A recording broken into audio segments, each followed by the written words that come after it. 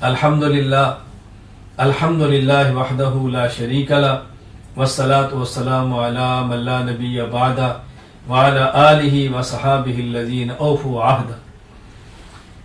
اللہ تعالیٰ نے بہت سارے ایام اور دن خوشی کے بنائے ہیں ایمان والوں کے لیے، بہت ساری مخصوص راتیں عبادات کے لیے بنائی ہیں، بعض اوقات عبادات کے لیے متعین فرمائے ہیں، بعض مقامات عبادات کے لیے متعین فرمائے ہیں۔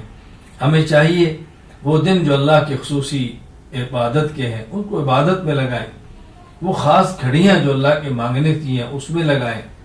مسلمان کے اپنے دن ہیں تہوار کے، مسلمانوں کے دن ہے عید الفطر تہوار ہے، عید الاضحیٰ تہوار ہے، اور جمعہ مخصوص اجتماعی عبادت کا دن ہے۔ اللہ نے ہمیں دیا ہے، اس پر خوشی کا اظہار کریں، اچھے کپڑے پہنیں، سفید کپڑے پہنیں، خوشبو لگائیں، چہرے سے خوشی محسوس ہو۔ اور وہ دن جو کفار نے اپنے لیے متعین کیے ہیں وہ ہمارے دن نہیں ہیں، ہمیں ان دنوں سے بچنا ہے، ہمیں اجتناب کرنا ہے۔ ابھی 25 دسمبر آ رہی ہے، اس کو کرسمس ڈے کے دور پہ منایا جاتا ہے۔ یہ عیسائیت کا دن ہے، اسلام کا دن نہیں ہے، یہ مسلمانوں کی خوشی کا دن نہیں ہے، یہ مسلمانوں کی عبادت کا دن نہیں ہے۔ اس بات کو سمجھیں۔ ایسی تقاریب میں جانا، کیک کاٹنا اور اس پر فخر کرنا، یہ بہت افسوس کی بات ہے کہ انسان کی مجبوری ہو کہ ماحول اس کے بغیر اس کو نکلنے کا راستہ نہ دیتا ہو، گزارا نہ ہوتا ہو، مجبوری میں پھنس جائے، یہ تو الگ بات ہے۔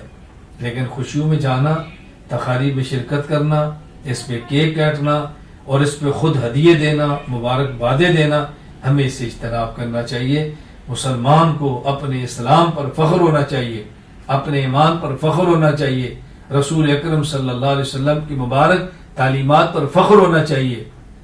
ہم نے اپنی تہذیب کو عام کرنا ہے، اپنے کلچر اور رواج کو رواج دینا ہے، ہم نے اس پر محنت کرنی ہے۔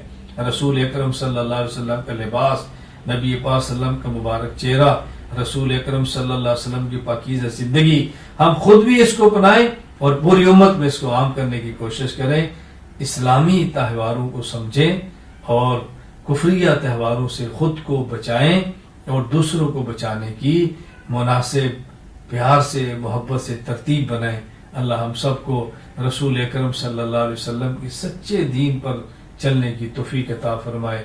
وآخر دعوانا الحمدللہ رب العالمین۔